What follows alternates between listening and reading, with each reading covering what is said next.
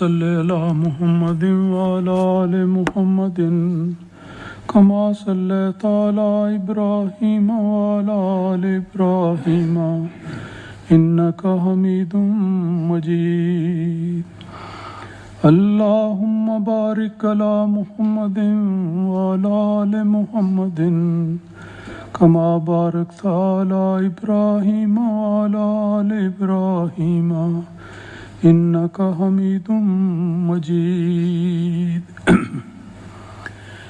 اقامت صلاۃ کا موضوع بہت ہی وسیع مضمون ہے اور رسول پاک صلی اللہ علیہ وسلم نے اس بارے میں ایک تفصیل بڑی وضاحت کے ساتھ ہماری رہنمائی کے لیے بیان فرمائی ہے۔ اس موضوع پر چند اور احادیث کا ذکر کیا جاتا ہے۔ عن ابی ہریرہ رضی اللہ عنہ ان النبی صلی اللہ علیہ وسلم قال من تطہر فی بیتہ ثم مشى الی بیت من بیوت اللہ لیقضی فریضۃ من فرائض اللہ کانت خطواتہ احداہما تحط خطیۃ والاخری ترفع درجۃ۔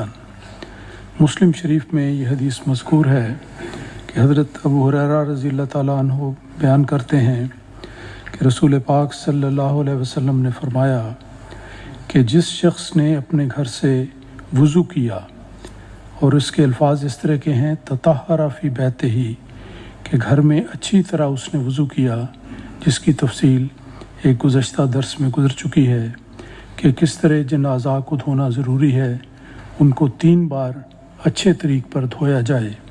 تو یہ مراد ہے کہ اچھی طرح اس نے پاکیزگی حاصل کی اور وضو کے جو ارکان ہیں ان کو صحیح طور پر پورا کیا۔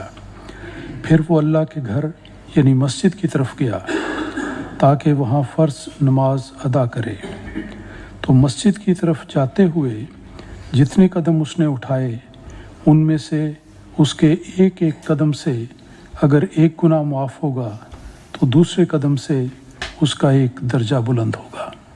کتنی عظمت ہے وضو کرنے کی اور کتنا عظیم ہے اس کا اجر کہ ایک قدم جب انسان مسجد کی طرف چل کر آتا ہے تو اس کا ہر قدم پر ایک گناہ معاف ہوتا ہے اور ایک قدم پر اس کا ایک درجہ بلند ہوتا ہے، یعنی ہر قدم پر اسے اللہ تعالیٰ کی طرف سے ثواب ملتا ہے۔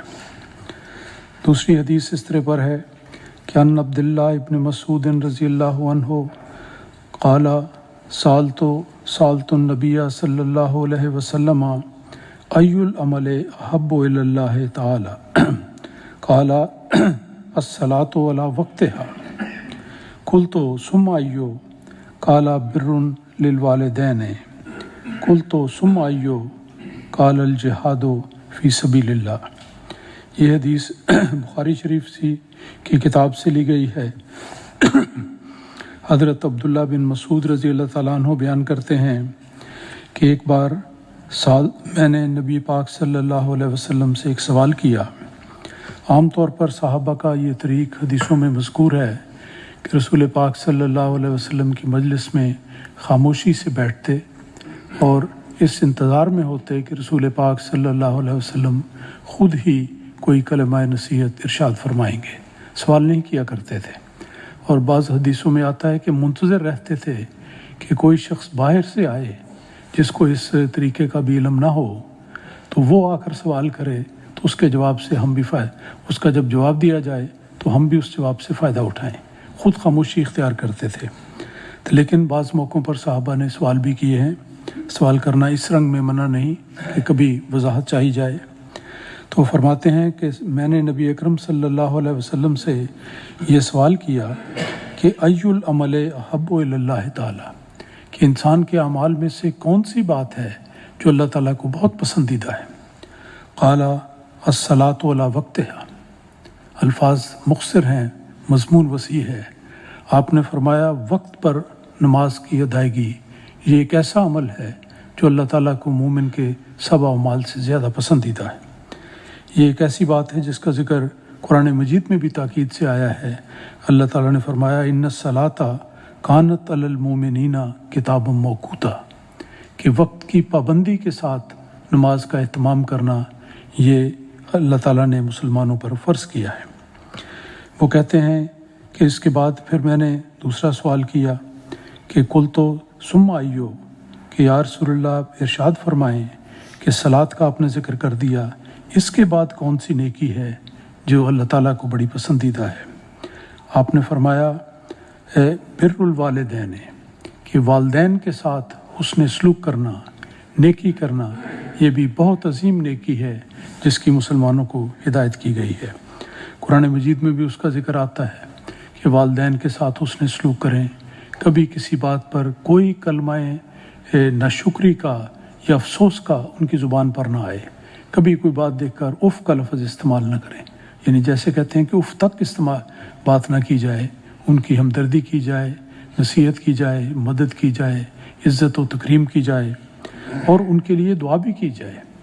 یہ چیز بھی بڑی ضرورت ہے کہ والدین کے لیے، اپنے والدین ہوں، اپنی بیوی کے والدین ہوں، ان سب کے لیے یاد رکھنا چاہیے کہ دعائیں کرنی چاہیے۔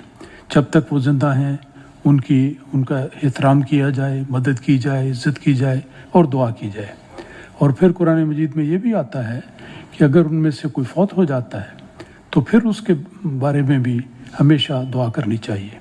والدین کو ہمیشہ ان کی نیکیوں اور حسن سلوک کی وجہ سے ایک مومن بندے کا فرض ہے کہ اپنی دعا میں یاد رکھے، رب ارحمہما کما ربیانی صغیرا۔ یہ الفاظ قرآن مجید میں آتے ہیں، ان الفاظ میں خاص طور پر دعا کرنی چاہیے۔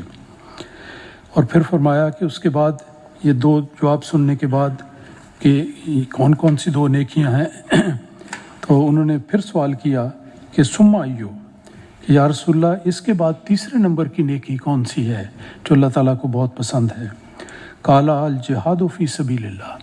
آپ نے فرمایا اللہ کے راستے میں جہاد کرنا۔ جہاد کا ایک موقع تو وہ ہے جو عام طور پر لوگوں کے ذہن میں آتا ہے کہ دشمن کے خلاف لڑائی کرنا۔ اس کی شرط ہے کہ دشمن حملہ آور ہو تو اس کے جواب میں دفاعی جنگ کرنے کی اسلام نے اجازت دی ہے، لیکن جہاد کا مضمون کا ایک یہ چھوٹا سا حصہ ہے اور اس کو ایک چھوٹے جہاد سے تعبیر کیا گیا ہے۔ رجانا من الجہاد الاکبر الی الجہاد من الجہاد الاصغر الی الجہاد الاکبر۔ غزوے سے فارغ ہوئے تو رسول پاک صلی اللہ علیہ وسلم نے مدینہ جاتے ہوئے صحابہ کو فرمایا کہ جو چھوٹا جہاد تھا وہ تو ہم نے کر لیا، لیکن اب ہم بڑے جہاد کی طرف آ رہے ہیں، اور وہ بڑا جہاد اپنے نفس کی اصلاح ہے۔ تو فرمایا ایک جہاد کی قسم یہ بھی ہے کہ اللہ تعالیٰ کے راستے میں جہاد کیا جائے، اور جہاد کی قسم یہ بیان کی گئی کہ خدا کے دین کی اشاعت کے لیے بھرپور کوشش کرنا اور دنیا بھر میں اشاعت اسلام کا فریضہ سر انجام دینا، یہ بھی بہت بڑا جہاد ہے اور اس کو اللہ تعالیٰ نے بہت پسند فرمایا ہے۔ ایک اور حدیث آج بیان کر دیتا ہوں، اس میں اس طرح حدیث کے الفاظ ہیں۔ حضرت علی رضی اللہ تعالیٰ عنہ بیان فرماتے ہیں، ان کے الفاظ یہ ہیں کہ رسول پاک صلی اللہ علیہ وسلم نے فرمایا کہ نماز کی کلید طہارت ہے۔ اس کا ایک مضمون تو وضو کے سلسلے میں ذکر ہوا، لیکن اس کے علاوہ بھی نماز کی کلید طہارت ہے۔ یہ بڑا وسیع مضمون ہے کہ نماز انسان گھر پر پڑھے یا مسجد میں آ کر پڑھے، مسجد کے آداب کا بھی خیال رکھنا چاہیے، تو اس میں بہت بڑی بات طہارت ہے۔ اپنے جسم کی پاکیزگی، اپنے خیالات کی پاکیزگی، اپنے کپڑوں کی پاکیزگی، اور اس کے لحاظ سے ہر وہ بات جو کسی قسم کی بدبودار صورت پیدا کرے یا دوسروں کے لیے باعث تکلیف ہو، اس سے بچنا، پاک صاف ہو کر۔ دیکھیں انسان کا جسم پاک صاف ہوگا تو اس کے خیالات بھی پاک صاف ہوں گے، اس کا ذہن اور دماغ بھی پاک صاف ہوگا۔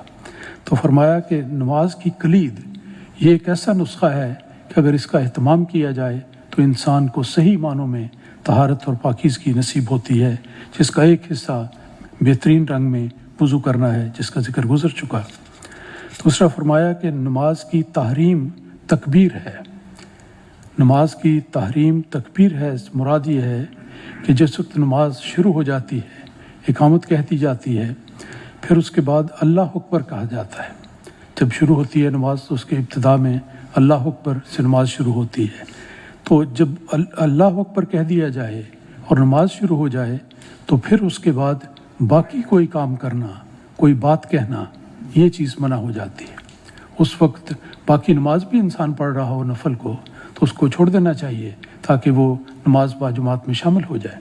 تو فرمایا کہ تکبیر کے بعد کوئی بات نہیں کرنی چاہیے، کوئی اور توجہ منتشر کرنے والی بات نہ ہو، بلکہ انسان فوری طور پر نماز میں شامل ہو۔ اور فرمایا کہ نماز کی تحلیل تسلیم ہے۔ نماز کے آخر میں السلام علیکم کہا جاتا ہے، السلام علیکم ورحمۃ اللہ۔ تو یہ نماز کی تحلیل ہے کہ گویا اس کے بعد جو باتیں پہلے منع ہو گئی تھیں وہ ان کا کرنا اب جائز ہو جاتا ہے۔ تو نماز کے دوران کوئی کسی قسم کی دوسری بات، کوئی ایسی حرکت جو نماز کے آداب کے خلاف ہو وہ منع ہے۔ تو یہ ساری تین باتیں آپ نے بیان فرمائیں۔ نماز کی کلید طہارت ہے، نماز کی تحریم تکبیر ہے، اور نماز کی تحلیل تسلیم ہے، یعنی اللہ اکبر کہنے کے بعد نماز کے علاوہ کوئی اور بات یا کام کرنا منع ہو جاتا ہے، اور سلام کے بعد وہ تمام کام جو نماز میں منع تھے وہ جائز ہو جاتے ہیں۔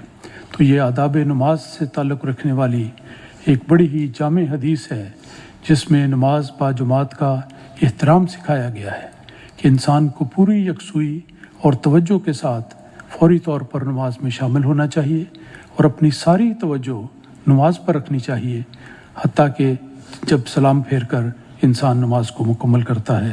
تو آداب نماز کا خیال رکھنا، ان کو مد نظر رکھنا، یہ ایک بہت ضروری بات ہے جس کی ہمیں کوشش کرنی چاہیے۔ اللہ تعالی ہم سب کو اس کی توفیق عطا فرمائے۔